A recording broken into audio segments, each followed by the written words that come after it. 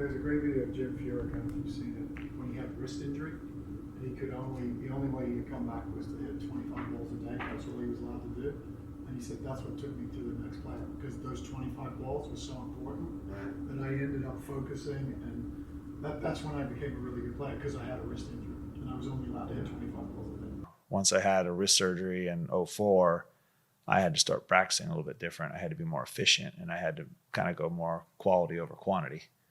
And I realized that I was taxing my body a lot less, and I actually became a much better ball striker at that point because I learned how to practice well, and I learned how to be efficient, and I learned to really practice that pre-shot routine.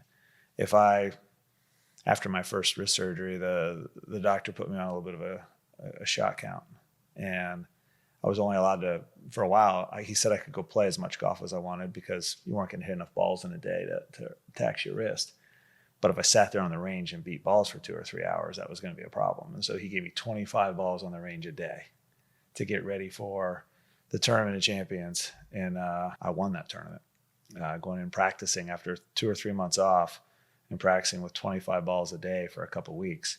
I ground over those 25 shots like I was already in the U.S. Open, like I was working hard. And with that, I really worked hard on my pre-shot routine. I really worked hard on my setup, exactly how I was getting to the ball.